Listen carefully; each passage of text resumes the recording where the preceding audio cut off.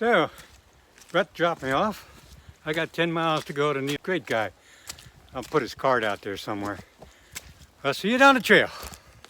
Yeah, Brett warned me. He said, hey, you know, you got Blood Mountain up ahead. I love climbing there, so I'm not really intimidated by any mountain, even if it's called Blood Mountain.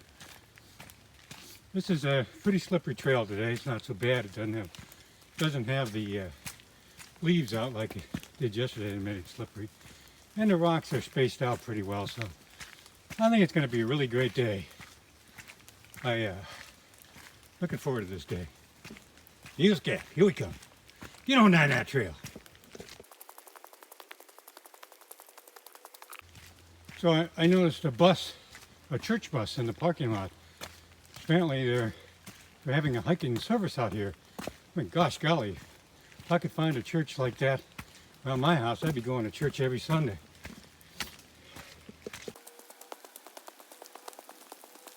So if you're wondering why yesterday's video and the day before was kind of short, it's basically because it was really crappy. I had to delete a lot of video because the rain was affecting the sound. So I lost a lot of really good video because the dampness appeared to affect the sound. So I apologize for that. I really would like to keep these all under 10 minutes anyways. I seem to be losing my audience after about 6 minutes. Anyways, there's this book by Stephen King, who's from Maine. And I really like to read this book before I do any of my long excursions, be it on a bicycle, walking, or whatever. And I don't normally read fiction. I'm a database fact guy. I like science books, but this book is called The Long Walk. And it's about a dystopian future where every year they have a lottery and choose 100 boys. I think they're all 16, 17 years old. And they compete on a walk. And there's no distance given. It's till the last man quits. And I think of this novel as a kind of an allegory on life and certainly on the AT. Anyways, at the beginning of the novel, The Long Walk, the 100 boys are all competitors. If you are the last man standing, the prize is you get anything you want for the rest of your life. I mean, think of the possibilities. And the boys that are selected are basically, there's a caste system going on in our dystopian future.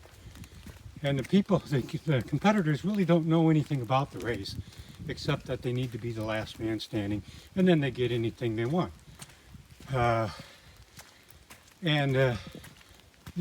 other half of this non-egalitarian society get to watch this event live and on TV or whatever the social media is at the time.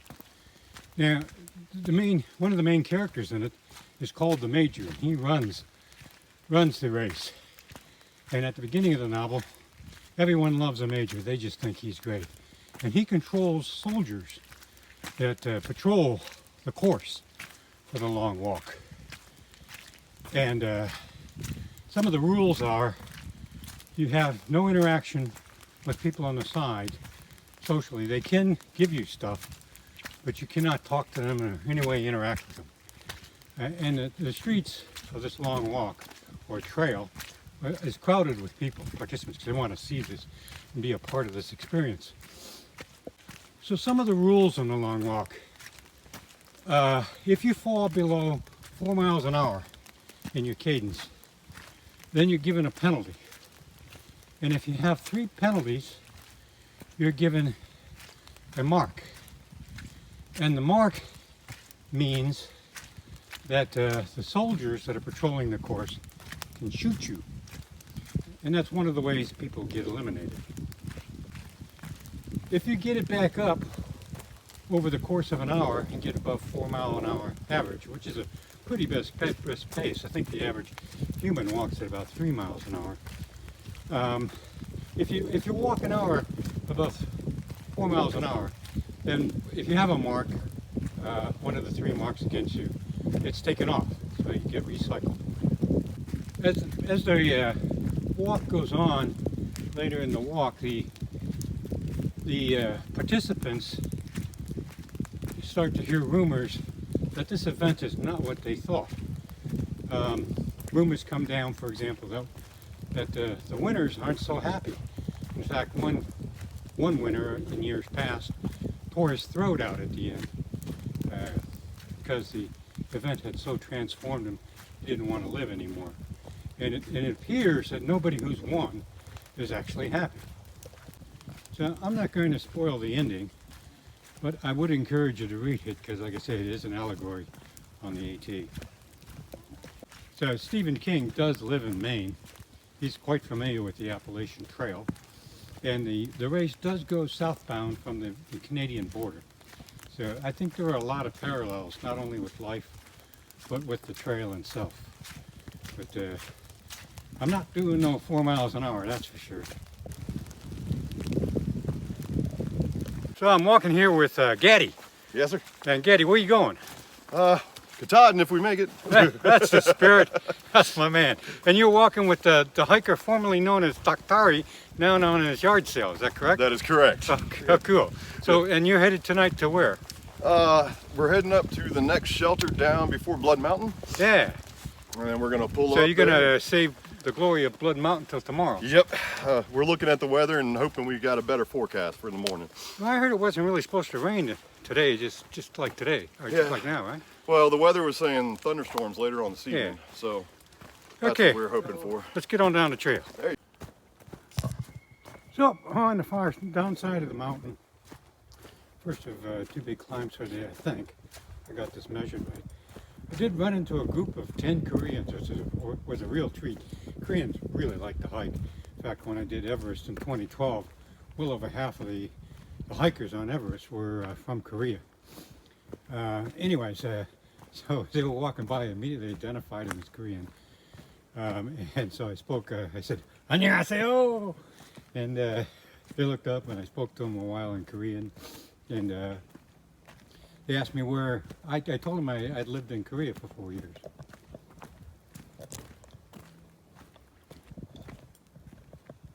Eddie's getting some water. Pretty good water, yeah? Oh yeah. Looks clean. That is pretty clear water right there. Look, the trees with child. Cool. The stretch so far, it's had plenty of places to get water. And it's really good, clean water. Some of the stuff way back is pretty green looking. But this is good. I think you can make beer out of this.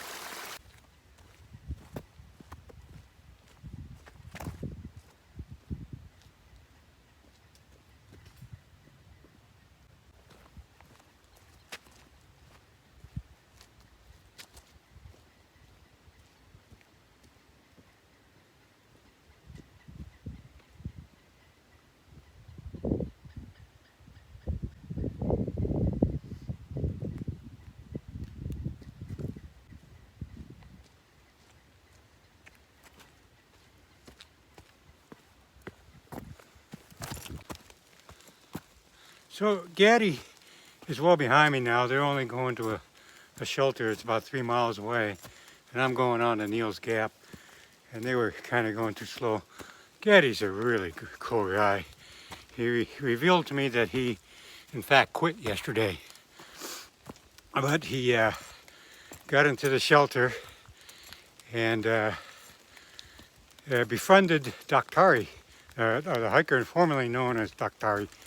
And noticed that he was doing worse than him, and he kind of let the paternal instinct kick in, and he said, "I'm gonna try to get this guy in." And of course, that alters your demeanor altogether. That's a technique I've done in several marathons. Since I can't break 4 hours anymore, I like to just spot a runner at 16-mile mark who's struggling and talk them in. And it's amazing. You can control the situation, and somebody that's doing a 12-minute mile, by the time you get to 26.2, you got them up to at least a 10 mile an hour, if not a 9, and they don't even know that they're doing it. It's all in their head, and just keep asking them questions, and they'll tell you the story, and you'll get them to the finish line. So I'll see you down the road. So I think I'm at the top of A Mountain for the day. I've gone 5.67 miles and 1,133 feet climbing. Good Hook says I got 6 miles to go to Neels Gap, but something's wrong here because at Woody Gap it had a sign that said 10 miles to Neels Gap, and 6 plus 6 equals 12. So I may have misconfigured my my Garmin to use the Russian satellites, and so they're fooling with me, and I'm not as far as I think I am. Anyways, it looks bad, but it's a nice day. At least it's not raining. It was snowing a while back, which is kind of cool. I haven't seen any other hikers for the last hour and a half or so. I think they were all within 3 miles of Woody Gap. It is a weekend, and folks are coming out. I gotta say, I spoke more Korean for the first 3 miles than I did English. I kept running into bands of Korean hikers, and I would talk to them for a while in Korean, and it was a good time. So I almost forgot what country I'm in. That's cool. See you down the trail. Well, hi. I didn't see you sneak up on me. I was just enjoying some trail mix. Would you like some? Oh, you're not a trail mix kind of guy? More beef jerky? I got some of that if you'd like some. No, you full? So your trail name's Ghost Walker, eh? That's probably why I didn't notice you sneaking up on me. You're very stealth. And you going to Neels Gap tonight? Cool, so am I. Maybe I'll see you down the road, and maybe we can have a soda or something together tonight. Good luck, Ghost Walker.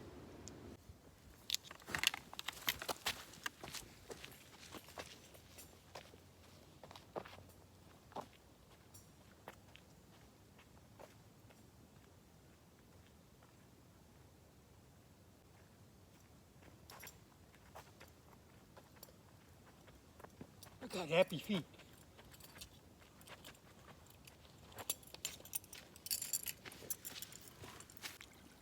Well, I'm at Slaughter Creek. It's kind of a whimsical name since it's at the bottom of Blood Mountain. And that's what I'm getting ready to go up Blood Mountain. I got about 3 miles, less than 3 miles to go to Neels Gap. And I'm just carboing up, drinking lots of fluid, and getting ready to yodel at the top. So let's all see what's up this road. Ladies and gentlemen, I am at Blood Mountain Shelter. DerDieDas on top of the world. Check it out. Odi odi odi odi eh. Odi odi odi odi oh. Odi odi odi odi oh. Hula paloo.